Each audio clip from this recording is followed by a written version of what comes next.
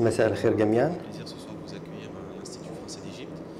فخر لينا نستقبلكم النهارده في آخر مؤتمر في ميدان المنيرة باسم المعهد الآثار الشرقية. الأستاذ نيكولا ميشيل بسبب سفره ما قدرش يكون موجود معنا النهارده. نستقبل مدام مرسيدس عشان تكلمنا عن العمارة النيومملوكية بعد 1867 في القاهرة ومناطق أخرى. برنامج واسع ومهم جدا بالنسبة لنا. الأسبوع اللي فات كان عندنا أحداث مخصصة للمدينة الدائمة في القاهرة ومصر، وخلال المؤتمر تناولنا مواضيع جدا مهمة في القرن العشرين والتراث والتعاون بين مصر وفرنسا خلال تلك الفترة اللي سمحوا بتعاون أوسع في منطقة وسط البلد في القاهرة وفي اسكندرية. كان في تاني حدث مهم بالنسبة للمعرض العالمي، فأنا بعمل دعاية لفرنسا لأن فرنسا داخلة مسابقة في سنة 2025 عشان نقدر نتكلم عن الأحداث الحالية اللي بتحدث في مناطق كتير وبتنظم الوقت الحالي وكمان في الوقت المستقبل في خلال التراث والعمارة.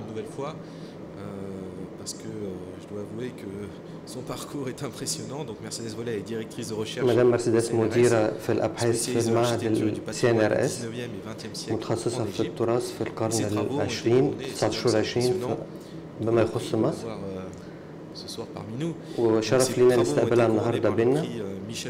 وكمان حازت على جائزة ميشيل سورا في سنة 90 وسنة 2009 و2013، وكمان حازت على جائزة الترجمة في 2014. فاحنا عندنا متخصصة مهمة جدا النهارده هتكلم عن موضوع يخص موضوع مهم جدا، ونتمنى يكون عندنا مناسبات أخرى نستمع إليها ونتكلم على مشاريع مستقبلية للسنة الجاية وكمان خلال سنتين. سهرة سعيدة.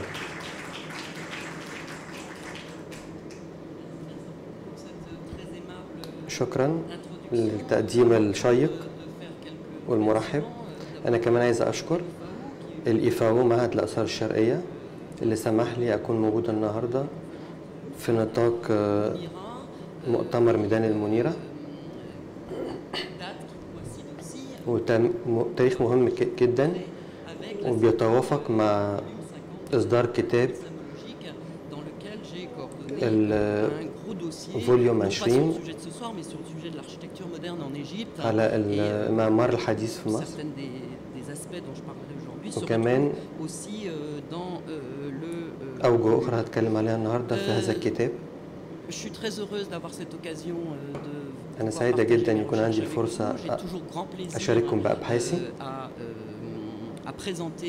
وأقدم الأبحاث اللي بشتغل من خلالها عن مصر،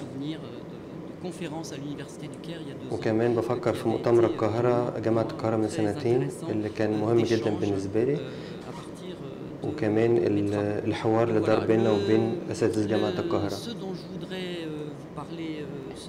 أنا النهاردة هكلمكم زي ما شفتوا على الشاشة مبنيين مهمين بيرجعوا ل 1868 و 1970. 1870 بالنسبة للفن العمارة المملوكية القرن ال 19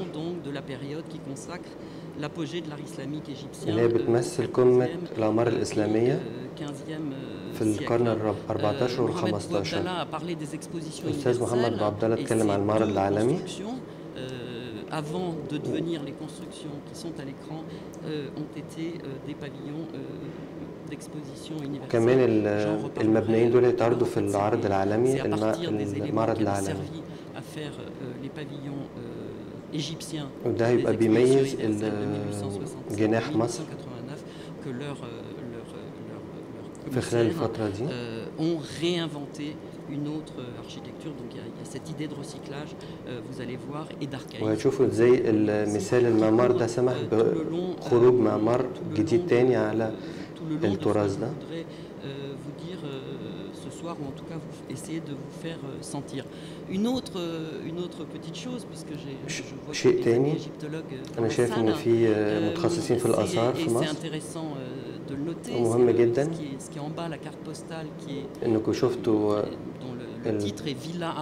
الكارت البوستال، طبق الكارت البريد اللي بيبين مدينة على ضفاف البحر ابتدت تبقى مشهورة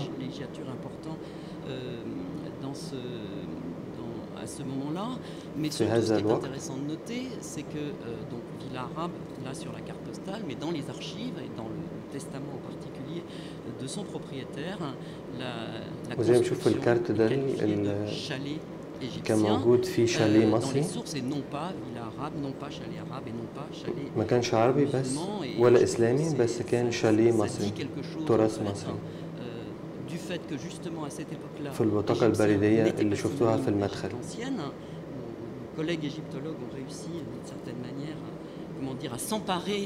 وده كان تأثير المعماريين المصريين اللي قدروا يوصلوا الرسالة دي من خلال العمل ده. وده كمان التخصص بتاعي، إن أنا بتكلم في مجال المعمار المصري والآثار المصرية في آخر القرن ال19. Français, la construction dite Villa Arabe sur la carte postale était considérée comme un chalet égyptien, ce qui d'une certaine manière montre pour moi وده بيظهر التقارب الموجود cette présence mamelouk dans l'Europe والحضور المتواجد في أوروبا للفن المعماري المملوكي آخر القرن ال19. وأنا هحاول النهارده أبين لكم ده من خلال البحث بتاعي.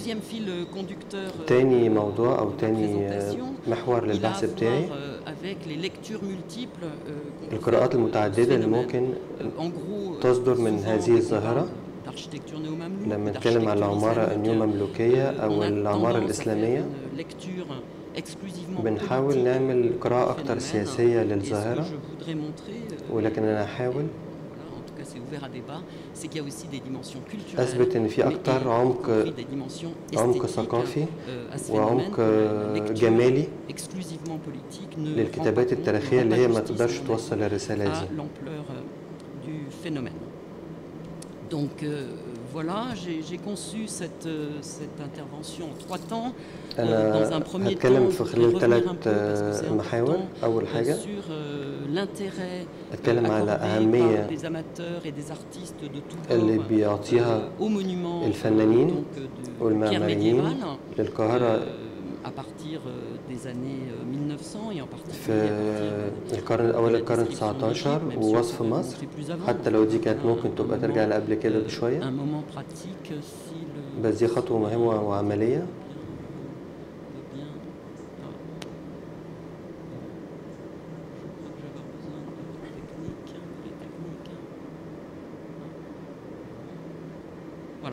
C'est bien. Donc voilà, زي ما انتم شايفين dans une deuxième partie, donc, في المحور الثاني vous parler un peu de la façon هتكلم على طريقة a été transposée dans l'architecture اللي ظهر فيها المعمار والثقافة الأوروبية والتقارب اللي موجود بين المعمار المملوكي والآثار المملوكية وأوروبا. وفي وقت ثالث أو ثالث محور هتكلم فيه هرجع لمصر عشان أتكلم على الفن المحلي للحداثة mamelouk. Donc la première partie concerne la façon dont on s'est approprié les monuments par le dessin. الآثار اللي هنشوفها من خلال الرسومات assez tôt dans le siècle. وهتظهر مبكرا في العصر bien les travaux de Pascal Coste زي أعمال باسكال كوست près de 10 ans à dessiner des monuments اللي خصصها لآثار القاهرة aboutir ça sous forme وكمان استمرت لحوالي 10 سنوات من خلال ألبومات اللي كان بيقدمها وكمان أمثلة أخرى يمكن مش معروفة قوي أو أقل شهرة. Des documents absolument extraordinaires, c'est des daguerréotypes, donc des plaques de cuivre argentées sur lesquelles avec des procédés زي لوحات من النحاس منحوت عليها أو مرسوم عليها صور. Donc cet amateur, cet autre amateur, un des premiers ويمكن الهاوي المصور الهاوي جوزيف فيليبير جيرو دو طونجي قعد سنين يصور مساجد القاهرة والفنون اللي بتزين المعمار حتى لو كان الماتيريال اللي كان بيشتغل عليه كان تقيل لأن هو من مواد خام تقيلة بس النتيجة كانت رائعة كان أعمال فنية مهمة جدا من خلال آثار القاهرة أو الأمبرا كمان في أوروبا وده كمان كان شكل معرض كبير في متحف أورسي في فرنسا.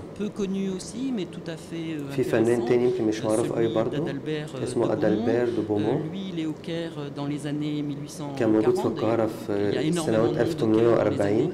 1840, d'une certaine manière, ça vaudrait presque le coup de faire un recensement systématique de tous ces artistes. حددنا إن كان الفنان ده موجود وكان ليه أعمال كتير في مصر. Viennent au Caire parfois avec des théories assez من خلال نظريات يمكن غريبة شوية. d'Albert de Beaumont à qui on doit aussi cette belle représentation. دايما شايفين عمل العرض ده للمسجد Il avait une théorie tout à fait fumeuse qui s'est avérée d'ailleurs totalement fausse sur l'origine, disons, marine de l'ornement islamique parce qu'il avait comparé des madrépores, enfin de l'organisation des madrépores avec la répétitivité géométrique de l'ornement.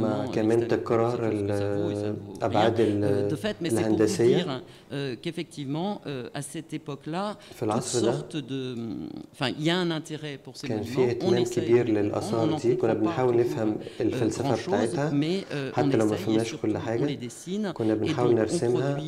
Des documents qui du coup rapprochent visuellement عشان تبقى مصورة للعين المجردة تقدر تشوف وتفهم الآثار المعمارية والأبعاد الفنية. C'est une des dimensions, une des raisons pour lesquelles دي لوحة تانية زي ما انتم شايفين sont faits, c'est qu'à partir de من là أعمال aussi بومون on برضو conçoit des ornements من خلال مربعات كان بيرسم الموديل ستايل التركي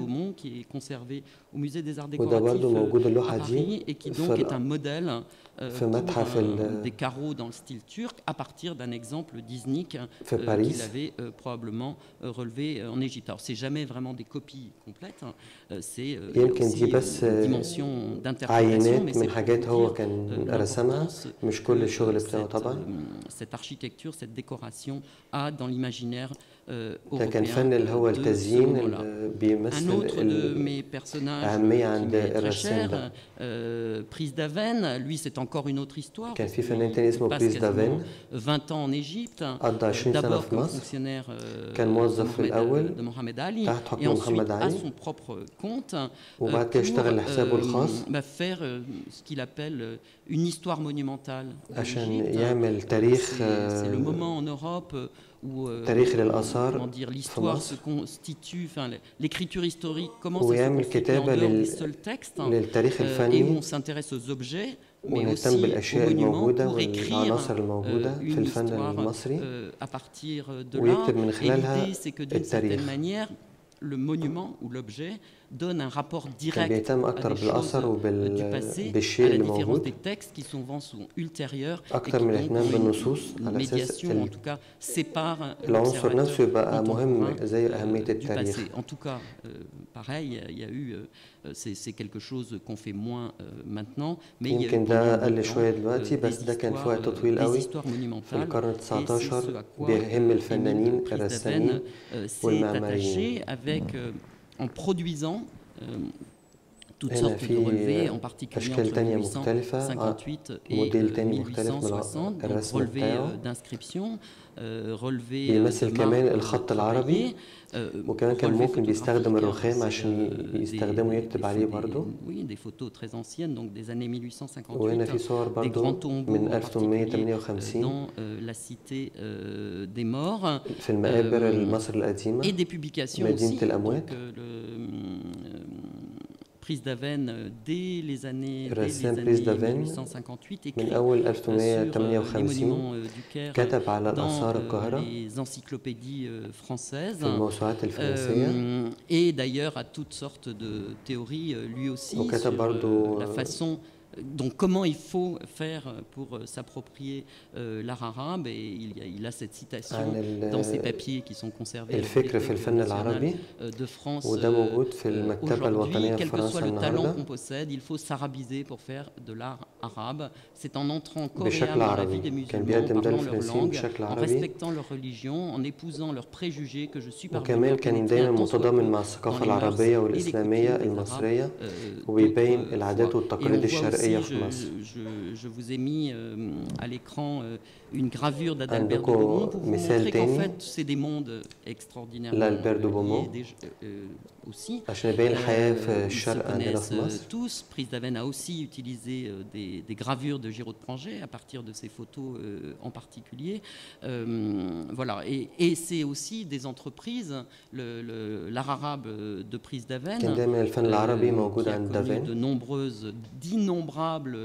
d'innombrables rééditions, éditions et ودي rééditions كتابات هو كان jusqu'à كتبها aujourd'hui. Il وفيها faut bien s'imaginer que c'est une entreprise كتير تصوير individuelle. C'est pas comme للفن la بتاعه description والرسم c'est une بتاعه entreprise, disons, publique, nationale, institutionnelle. C'est une entreprise individuelle. وده كان عمل شخصي ما كانش تبع أي هيئة كان هو عامل شغله الشخصي والرسم الشخصي بتاعه عشان يقدر يعمل الإنتاج الفني ده وكان بيحاول ياخد نفس النسب الموجودة النسب الطبيعية ويمثلها من خلال الأعمال الفنية بتاعته. des estampages, donc c'est des papiers mouillés qu'on applique sur les ornements pour en avoir une trace qui permet ensuite de les dessiner à l'échelle الزينة دايما كانت الزينة grandeur. الآثار الزينية موجودة عنده في الإنتاج الفني بتاعه من خلال الورق اللي كان بيرسم عليه والآثار التزيين اللي موجودة في الفن المصري أو العربي. aussi des réservoirs documentaires assez extraordinaires et qui demanderaient à être peut-être mieux exploités. En l'occurrence, tous les papiers ramenés par Price d'Avesnes ont été numérisés et sont accessibles sur le site Gallica de la Bibliothèque nationale de France. D'autres noms beaucoup moins connus, là je vous ai mis un certain conte d'Estourmel parce que j'ai trouvé que la citation était assez rigolote. Vous imaginez la scène, assez cinématographique. Je dessine quelquefois dans les rues du Caire et ce matin je me suis avisé d'un expédient pour me préserver du contact des passants. J'ai monté sur un chameau, ce qui a fort déjoué les curieux auxquels j'ai ainsi enlevé la facilité de regarder par-dessus mon épaule et vous voyez parfaitement la scène dans les rues étroites في الشوارع الضيقة في المدينة القديمة في القاهرة. ممكن نشوف واحد ولد صغير أو ناس من المدينة بيبصوا على السائح ده وهو راكب الجمل وبيشوف المكان اللي حواليه. Ces enquêtes, elles ne sont pas du tout françaises uniquement, elles sont britanniques برضو ما كانش فنانين فرنسيين بس كان في برضو فنانين بريطانيين من إنجلترا. كان في جيمس وايلد من 1814 كان موجود في نص القرن. كان برضو بيتكلم على التفاصيل التزيين في الأعمال الفنية. la plupart également disparu. في أماكن البيوت المصرية القديمة اللي كانت موجودة قبل كده بتمثل فن معماري في مصر. C'est un autre artiste, John Frederick Lewis. C'est pas en tant qu'architecte qui s'intéresse aux maisons du Caire, mais c'est en tant que peintre. En l'occurrence, ça c'est la maison dans laquelle lui-même a vécu et dont il a profité pour faire beaucoup de dessins. عشان يرسم المعمار الموجود في الوقت ده والأماكن اللي كان الناس بتسكن فيها أشكال البيوت. Un jour, nos idées trouveront un aboutissement. Mais en tout cas, voilà, il y a tout ce matériel, ça encore aussi. كل المواد دي كان الفنانين بيستخدموها وده موجود في الويب سايت بتاع المتحف البريطاني. D'une certaine manière, c'est la possibilité, c'est l'accessibilité وده كله بيسمح للناس لجمهور واسع يكون بيدخل على الموقع ويقدر يطلع على الأعمال الفنية دي كلها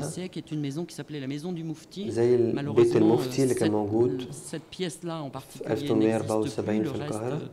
يمكن جزء كبير من البيت في حالة مزرية لكن في جزء لسه موجود وده كان بيت كان ناس كتير رسموه من الرسامين من الفنانين الأوروبيين إذا كانوا فرنسيين أو إنجليز et que donc elle était ouverte au public وكان بيت مفتوح للجمهور وللفنانين يقدروا يزوروه ويعملوا أعمال فنية عنه. Cette fois-ci en élévation, une coupe en élévation de la maison avec toutes sortes de détails assez extraordinaires. في تشكيلات كبيرة موجودة sur un vitrail et aussi ses représentations ومرسوم على الإزاز برضه بيبين de l'architecture tardo-ottomane. العمارة المؤخرة للعصر العثماني متأخر العصر العثماني وده بيت المفتي زي ما كان موجود في الحالة اللي عليها في الوقت ده ومتصور أو مرسوم زي ما رسمه المهندس المعماري السويسري زيلدر واهتم جدا بالعمارة في البيت ده. الجزء الثاني من العرض بتاعي c'est pour vous montrer que les raisons d'être de cette boulimie iconographique d'une certaine manière sont variées. Il est question d'art, الاختلاف والتوسع اللي حصل في الأعمال الفنية vivant ou authentique entre guillemets leur tableau عشان يظهروا الأماكن المعمارية الموجودة في القاهرة d'informations pour se constituer, mais la création architecturale est une autre motivation والإبداع الفني ده المعماري كان موجود بقوة في الوقت ده بما يخص العمارة المملوكية في القاهرة في القرن ال19. وعشان أكيد عشان محمد علي كان طلب منه يبني جامع في القلعة وكان دايما لازم يبقى في حد فنان موجود عشان يقدر يدخل جوه ويقدر يتعرف ويرسم الأماكن دي كلها. ففعلا في 1825 باسكال كوست اقترح مشروع مسجد يتبني جوه القلعة وزي ما شايفين في الوقت ده في آخر القرن ال19 ازاي الجامع كان شكله. C'est-à-dire que le projet que Pascal Coste a présenté ne s'est pas matérialisé. N'empêche que c'est par ce projet qu'il en est arrivé à produire d'innombrables بس يمكن كان دي فرصة إن هو قدم المشروع ده عشان يقدر يعمل أعمال أخرى وكمان في ليها تقديم في مارسيليا مدينة مارسيليا بتقدم المجتمع المصري برسومات جميلة جدا وبحس فني عالي بتقدم صور عن مصر. La raison pour laquelle cet architecte suisse Théodore يمكن السبب اللي خلى الفنان المعماري السويسري يهتم ببيت المفتي parce qu'il avait la commande d'un salamlik entre guillemets en fait un fumoir شاف pour le château d'Oberhofen اللي هو في شاتو أوبرهوفن في سويسرا فده كان خلاه ينجذب للفن القريب منه في مصر déportés vers l'Égypte pour avoir se donner des idées. Ce fumoir a été restauré récemment. وده كمان حصل له تجديد قريب. القصر ده في أوبرتهوفن وده فعلا مختلف عن بيت المفتي، بس ده بيبين الخطوات اللي اتخذت عشان تطوير الأماكن المعمارية، وإن الفنان يروح على أرض الواقع ويتعرف على الفنون ويقدر يتأثر بيها ويأثر منها في مكان تاني. في كمان شخص مهم جدا، فنان معماري وأستاذ محمد عبد الله، يمكن ما تكلمش عن الأسباب اللي خلاها بتربط فرنسا بالمعمار النيو مملوكية. هو يمكن بكل بساطة سفارة فرنسا اللي موجودة في الجيزة، حي الجيزة،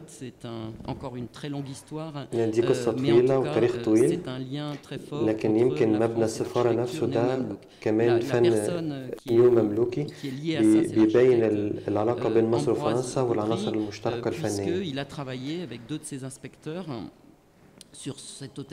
زي الفنان أمبروز بودري اللي اشتغل مع لجنة من الفنانين في شارع قصر النيل وشارع شريف اللي فيه عمارة الإيموبيليا. ويمكن المعمار المكان المعماري ده اتعمل بمبادرة من واحد أرستقراطي لكونسل موريس فرنساوي، وكان بيشتغل مع الخديوي إسماعيل، كان من الأعيان اللي مع الخديوي إسماعيل. وكان في طبعا كمية كبيرة من الأعمال الفنية على البيت ده في السنوات 1870. qui inaugure quelque chose وده بيت كان بيفتتح حقبة مهمة من العمارة النيو مملوكية égyptienne de ces années-là, qui est la question du remploi et des répliques. C'est-à-dire que pour constituer, pour bâtir أو نبني مكان بالشكل ده كان يبقى فيه خطة أو رسم محدد متأثر بالعمارة المملوكية الحديثة عشان تبقى حاجة خاصة وحاجة تشبه الأماكن اللي هي كانت بتتهد في نفس الوقت، بتهدم في نفس الوقت. فكانوا بيحاولوا ياخدوا الأجزاء دي ومن خلالها يبنوا مباني حديثة شبه المباني اللي هي هدمت. وهنا عندنا فقرة تانية ممكن نقراها من الكتاب الكونت سان موريس. Il s'agit d'une maison que j'ai fait construire au Caire sur un plan البيت اللي أنا avec des matériaux ببنيه في القاهرة ده متأثر بالحاجات القديمة اللي كانت موجودة قبل كده من العصر ال14 وال15 وال16، زي الأسطح اللي كانت فيها عناصر كتيرة من المشاربية والعناصر العاج والبرونز والأبواب. Donc, par exemple, زي ما شايفين العتبة اللي موجودة على الباب من المدرسة اللي كانت هدمت في نفس الوقت في الوقت ده، والأبواب كانت اتباعت. في صور مخطوطة من الكتابة العربية وكمان الكتابة القبطية، لأن ده من سفر المزامير من الإنجيل من الكتاب المقدس. أنا دايما بفكر في القرآن لما نشوف كتابات عربية، لكن ده مزمور 150 اللي هو كان مزمور موسيقي وكان موجود في الصالون الكونت سان موريس اللي هو كان مخصص للموسيقى. زي شايفين اللوحتين اللي فوق واللي تحت دول اللوحات الأصلية اللي كان ناقص منها الجزء اللي في الوسط. يمكن الكتابة معقدة شوية بس الجزء اللي في النص كان فقد. ويمكن الكتابات دي لسه لغاية النهاردة أغلبها موجود وواضح، ويمكن الطول بتاعها 5 متر وموجودة في مكتب السفير لأن صالون سان موريس مش موجود، لكن في صالونات تانية بعد كده حلت محله في الجيزة، خاصة في مكتب السفير الفرنسي. زي ما انتم شايفين في صور تانية للبيت ده وفيها شكل السيراميك اللي موجود في الأرضيات، وحوالين الأبواب عتبة الأبواب وأبواب حديثة شكلها حديث. ممكن يمكن تعرفوا كمان مكتب السفير السقف بتاعه اللي هو كان أوضة الكونت دو سان موريس في الوقت اللي كان عايش فيه. والفسحة الكبيرة اللي موجودة فوق البلكونة الكبيرة. جاستون سان موريس عمل كتير أشكال فنية للزينة في القاهرة عشان يزين الأسقف والحدود بتاعة الأبواب بالسيراميك اللي كانت بتيجي خصيصا من دمشق، زي الحلية اللي انتم شايفينها اللي هي موجودة في جامع السلطان حسن، وكانت اتعرضت كشكل جمالي، وكان ده بيتم في الصناعة المصرية في الوقت ده في القرن ال19، وكان ممكن اتعرضت كمان في المتحف المصري. وزي ما انتم شايفين أشكال متعددة للزينة اللي موجودة على الأبواب زي في مسجد المؤيد، ونفس الخليط الموجود اللي معمول بيه اللوحة الجدارية على الباب. بنقدر نوصل للوحات كبيرة في الحجم للزينة والشكل الجمالي للأبواب وللأسطح. وهنا كمان في عندنا اقتباس تاني موجود، وده كتب رافائيل سواريز زي ما كان في ميدان سواريز اللي هو البيت بتاعه كان موجود هناك. رافائيل سواريز أو سواريز كان بيكتب للأرشيتكت اللي بيشتغل معاه بودري، هيبقى في تشكيل كويس هعمله بأسلوب معماري هيوازي كل المعمار الموجود في جوامع القاهرة، وهيزين كمان الأسطح الزجاجية في الجوامع. وزي ما هنشوف هنا برضو أمثلة أخرى من خلال خشب قديم شوية عتيق، برضو بنعمل أشكال جمالية للزينة على الأبواب. وده مثال آخر بدعوكم تشاهدوا بدقة.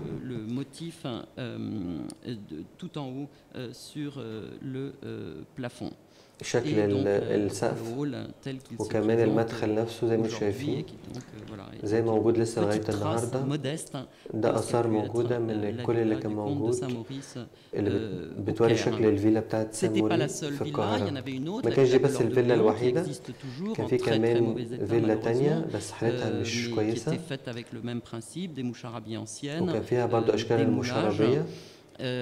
Et Delors de Gléon lui-même est donc celui qui a été encore une connexion avec les expositions universelles, donc le commissaire de la rue du Caire à l'exposition universelle de 1889, où il a fait aussi venir des matériaux anciens et qu'il a arrangé dans une rue reprenant toute la typologie architecturale du Caire. Et à partir de ces matériaux, il a ramené du coup en Égypte, il a construit cette maison qui existe encore et il a construit donc son fameux chalet égyptien d'Arromanches. Donc il y avait ce recyclage en permanence de tous ces éléments, ces quelque chose qui en particulier qui était très important en Égypte, mais qui était très important en France. ودي كمان كان بيبين الأهمية للمباني دي مش بس في مصر، في فرنسا كمان لما الفنانين كانوا بيرجعوا بلدهم كانوا بيعملوا نفس الموديلات في فرنسا ويكرموا الفن اللي كانوا هم جم شاركوا فيه في مصر. وده كان بيبين حقب كتير من فرنسا زي النظام الملكي القديم أو entretenir أو ces فرنسا demeures, اللي حصل فيها ثورة etc. في آخر القرن ال19. Et ça, j'anticipe peut-être. Donc, Ambroise Baudry a aussi dessiné des intérieurs pour le Khedive Ismaïl. أماكن داخلية للخديوي إسماعيل في قصر الجيزة. C'est intéressant parce qu'on a un double registre وهنا décoratif en bas. في Donc تقديمين c'est la salle à manger زي ما au شايفين صالة salon. المعيشة وصالة Une salle avec une décoration الاستقبال typiquement second empire, وفيها le velours vert en particulier. الزينة اللي Et puis en شايفينها haut, في quelque المثال chose qui est المعماري déjà avec les vitraux. وكمان مع الأشكال الزجاجية الملونة وكمان dans le registre néo-mamelouk. Donc حاجات متأثرة من الأشكال المملوكية الحديثة. Comment dire, soutenu localement. زي دخل فيها الرخام وعناصر أخرى. lui-même وده كمان بيت أمبروز دوبري اللي هو كان الفنان اللي اشتغل على الأعمال دي كلها اللي اتأثر كتير واتبنى من جديد في حي تاني من القاهرة. En revanche, il a ramené beaucoup des choses qui étaient dans la maison, en particulier هو les خد céramiques. أجزاء كتير من المواد اللي اتبنى بيها البيت زي السيراميك مثلا. الكوليكشن المجموعة السيراميك دي اللي كانت استوردها من دمشق واتعرضت في جامع اللوفر في فرنسا، والمجموعة دي احتفظ بيها في نطاق العائلة على مدار سنين كتيرة، خاصة اللي هي كانت بتمثل المكونات الأبواب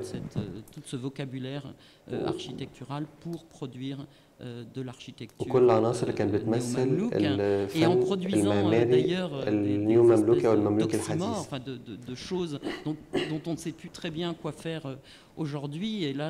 طبعا دي حاجات مجموعات كتير جدا النهارده عندنا، وكمان في موبيليا موجودة أو حاجات من الموبيليا أجزاء معينة du XIVe siècle, ce qui fait qu'aujourd'hui, ce meuble dans les salles mamelouques, زي الموديل اللي انتم شايفينه الموجود في جامع الفن الإسلامي، متحف الفن الإسلامي. se disant mais on n'a jamais vu ça, c'est vraiment très bizarre, ça ressemble pas vraiment à quelque chose de mamelouk. يمكن ده مش شكل قوي قريب من الفن المملوكي، بس ده قطعة موبيليا من الفن ال19 من القرن ال19، بس احنا قلنا عليه مملوكي حتى لو هو ما كانش مملوكي. بس في متخصصين بيدرسوا أمثلة من القطع الأساس الموبيليا اللي موجودة اللي بتعرض اللي ممكن تبقى مشكلة من قرن أو قرن آخر. Ambroise Baudry n'a pas construit qu'en Égypte, ما بناش بس حاجات في القاهرة، بس عمل مشروعات برضو في إيطاليا. Très beau mausolée mais qui n'a pas été réalisé ou réalisé d'ailleurs d'une manière un peu différente. Aussi l'intérieur d'un manoir breton, un château aussi, encore un fumoir pour un château qui a été malheureusement récemment هدمت برضو أجزاء منها، يمكن مش فاضل حاجات كتير من الأثر ده. lui aussi démonté et probablement perdu. وكمان المكان اللي انتم شايفينه Edmond Rothschild من إدموند روتشيلد à Paris. موجود في باريس. وكمان ده شكل تاني موجود une autre vue, donc من زاوية أخرى. هي يمكن أوضة صغيرة شوية بس فيها السقف بتاعها مكون بأسلوب معين زي قبة في السقف، وكمان في سجاد محطوط على الحائط بأشكال فنية معينة تعتبر كأنها لوحة فنية قيمة جدا، زي اللوحات الرسم اللي فيها رسم أو لوحات فنية. بس يمكن ما عندناش نفس الفهم للآثار. برضو أمبراز عمل حاجة لصاحبه سالادان في باريس، أنري سالادان في باريس، وده ممكن موجود في كي دورسي متحف أورسي زي أجزاء من مسجد في باريس، برضو مسجد باريس. يمكن حاجة مهمة بالنسبة للعمارة اللي موجودة دي والفن المعماري ده c'est leur goût de la collection d'objets islamiques. Tous c'était des grands المجموعات الفنية اللي كانوا بيجمعوها ont possédé de très très beaux objets كان يبقى عندهم ممتلكات من المجموعات الفنية وكنا بنلاقيها عند puisqu'il y a déjà un commerce des antiquités qui se met en place, qui est déjà en place à ce moment-là. محلات الأنتيكات collections ayant été achetées par des musées européens. وفي متاحف كتير اشترت من محلات الأنتيكات مجموعات وعرضتها في المتاحف بتاعتها. qu'ils ont avec l'art mamelouk.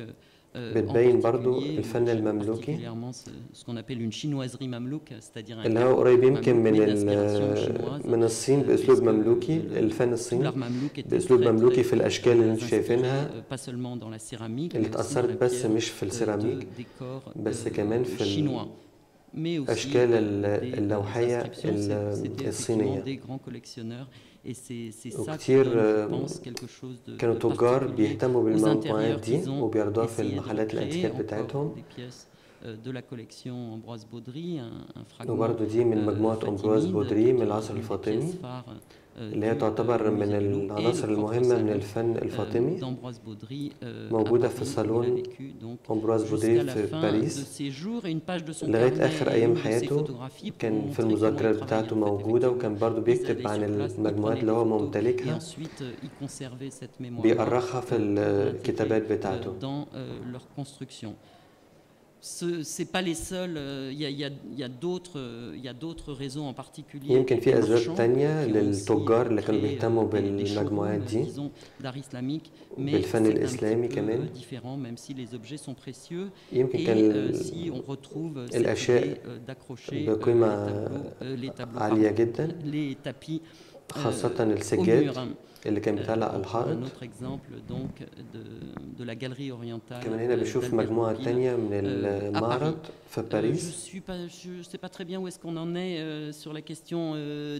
أنا مش عارفة بالنسبة للوقت هل أكمل ولا كنت عايز أكلمكم تاني عن وسيط آخر، شخص مهم جدا للفن المعماري المملوكي بس جاي من وسط تاني. كان معماري من تشيك اسمه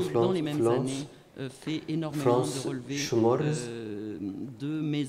كان برضو بيهتم بالمنازل، البيوت والجوامع، المساجد، زي ما شايفين الشكل الإسلامي اللي موجود كمان في بيت قبطي. وكان برضو تعرض في المعرض العالمي 1873. وده كان يمكن لوحة مهمة جدا. Vous savez, Mercedes, ça c'est pas du tout à Vienne, hein, c'est au Caire, c'est dans la cité des morts. Sinon, je vous assure, c'est à Vienne. Ah mais non, mais je vous assure, on va vous montrer, on va vous emmener. Hein, c'est pas à Vienne. C'est en Égypte, effectivement. Schmorantz avait une science assez في مدينة الأموات في مصر القديمة. Des monuments دي أشكال آثار تانية من القاهرة وبيوت أو مباني اتعرضت في فيينا كمان. وهنا بنشوف ازاي تأثير الفن المعماري في الفن الجمالي خاصة في مجال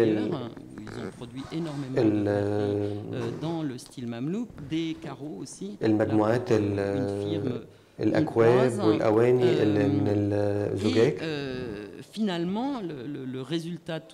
ويمكن نتيجة كل ده le fondateur de l'Académie d'architecture de Prague, مؤسس كان مؤسس تشيكي ده لأكاديمية براغ في تشيك dans l'empire austro-hongrois jusqu'à Sarajevo. لغاية سراييفو في الإمبراطورية المجرية الأسترو-مجرية النمساوية المجرية. وزي ما شايفين ده يعتبر مبنى العمودية اللي كان برضو مكتبة القومية الوطنية اللي يمكن حصل فيها حريق بعد كده. وبعد كده حصل ترميم ليها في 2005 وممكن الناس تبتدي ترجع تزورها تاني. وبتبين برضو آثار المملوكية النيو-مملوكية الملكية الحديثة. وأنا شخصيا لما زرت المكان ده وزي الصور اللي قلت لكم قبل كده شفنا السقف معمول ازاي، التشكيل الفني اللي موجود، الكونت دو سان موريس اللي كان موجود في القاهرة البيت بتاعه، برضو بنلاقي صورة قريبة منه في المكتبة الوطنية في تشيك. وقاعة القراية المطلعة وزي تشكيل السقف ده اشترى المتحف في فيكتوريا في 1884. زي ما انتم شايفين التحف دي كلها او الاشياء الفنية دي اللي ثمنها غالي جدا بتروح من بلد لتاني، وبعد كده ممكن كل بلد تقول لا ده دي تبع البلد بتاعتنا، ده معمار تبع البوسنة مثلا، وبيأكدوا على كده حتى لو هي اشتروها من أماكن تانية. بس في طبعا توثيق لكل الأعمال الفنية دي والتحف الفنية، الناس تقدر ترجع لها تاني وتشوف فعلا أصل اللوحات أو أصل التحف الفنية دي من أي تيار فني. وبعد كده فرنسا أهدت المجموعات الفنية دي للقاهرة.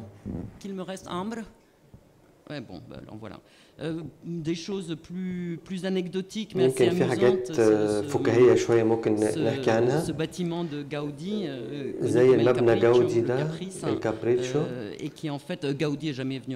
جاودي ما كانش جه مصر خالص، بس يمكن كان عنده مجموعة من الصور عن مصر في برشلونة، ولما طلع على الصور دي لقينا فعلا في اللوحات المصرية اللي موجودة في برشلونة أو حاجات في أسبانيا قريبة من مصر برضو من العمارة الإسكندرية.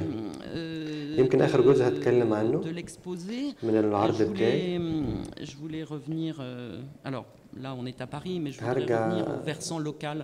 Pour l'instant, on a vu que des architectes ou des clients français, essentiellement ou alors européens, tchèques, à part le Khedive et Ismaïl. يمكن الخديوي إسماعيل بس. بالنسبة للمعمار النيو-مملوكي ده أو المملوكي الحديث،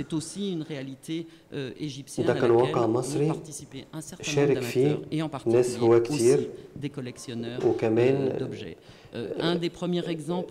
تجار بيجمعوا مجموعات فنية au pavillon donc égyptien زي العرض اللي انتم شايفينه في معرض مصر 67 à Paris. في 1867 في باريس.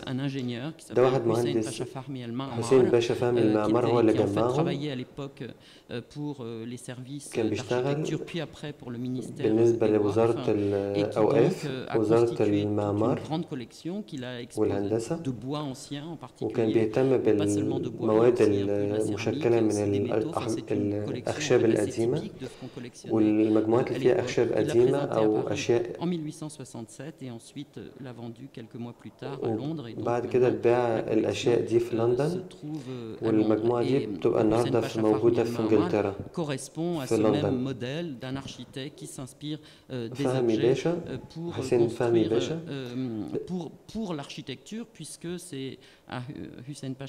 استغل مواد كتير أو أشياء كتير من المجموعات دي في بناء مسجد الرفاعي. مسجد الرفاعي يمكن نهاية البناء بتاعه كان يمكن مختلف شوية، بس هو حسين باشا فهمي هو اللي ابتدى الحجر الأساس وبناء المسجد ده. ودي بيوت موجودة في صعيد مصر، ويمكن أثرت الأشكال دي في أماكن في فرنسا واتبنت في أماكن أخرى من خلال المعماري شارل كوردييه في 1868. كان المسجد الرفاعي المبنى المعماري بتاعه فيه ليه تأثير حتى في أوروبا وفرنسا في بناء أماكن تانية. في مهندس معماري مصري برضو متأثر بالشكل المملوكي اسمه صبري. démonté plus بنى مسجد puisqu'elle se أولاد trouve aujourd'hui عينان à Saïda Aïcha. Donc موجود il y a في السيدة vraiment un عائشة. art d'une certaine manière وزي ما انتم شايفين الشكل المعماري برضو اللي استخدم من جديد للفن المملوكي الجديد، وبرضو اللي هو كان يعتبر فن مصري. وفي صبر صبري برضو بنى كتير لوزارة الأوقاف مع ابن حسين باشا فهمي المعماري وعزيز اسكندر. بنوا مباني كتير بأسلوب مملوكي حديث، وكل الفنون التشكيلية أو الفنون الجمالية اللي كانت موجودة في الأخشاب. كان في تجار كتير بيقدروا يكون عندهم الستايل الموديل ده للفن المملوكي، وممكن يشتري عندهم أشياء معمارية أو تحف معمارية بالأسلوب المملوكي الحديث. ودي كانت ورشة عن الفن المملوكي الحديث. كان لشخص اسمه جوزيبي برضه بيوري الستايل المملوكي الحديث. وكمان من النحاس.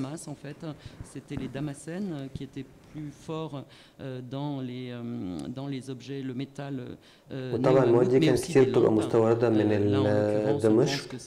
الخامات دي النحاس أو الأخشاب زي الأشياء اللي موجودة، التحف اللي موجودة في المسجد الرفاعي تحت حكم عباس حلمي الثاني سنة 1910. وكمان تحت عائلة نوبار باشا 1910 في القاهرة. وكل الأشكال والمجموعات الفنية دي بتظهر الفن المملوكي. وكمان الرخام والأخشاب المعينة والعاج كمان. كل المواد دي كانت بتدخل في تصنيع اللوحات الفنية أو الجداريات اللي موجودة في المناطق دي.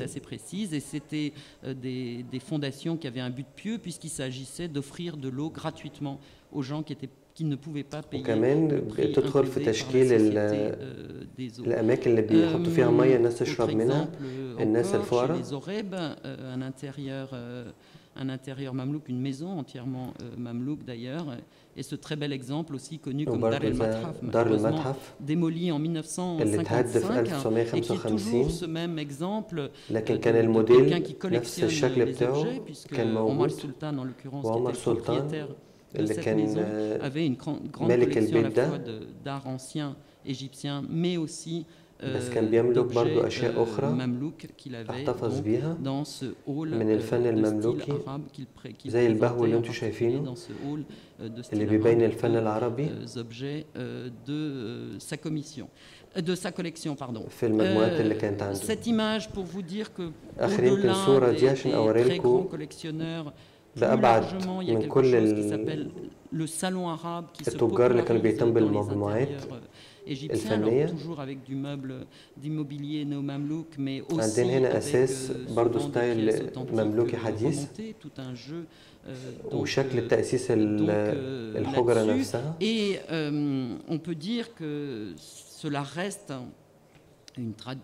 ممكن نقول إن ده يمكن فضل زي تراث متوارث. كان عندي من خلال سنة أو سنتين فاتوا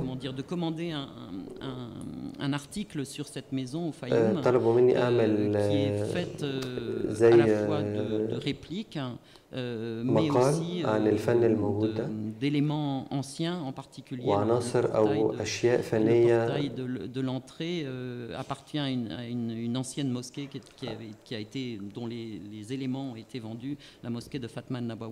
في مسجد فاطمة النبوية اللي الأشياء اللي كانت فيه اتباعت بعد كده. وبرضه ممكن نلاقي الشكل ده عند المجموعات المهندسين المعماريين.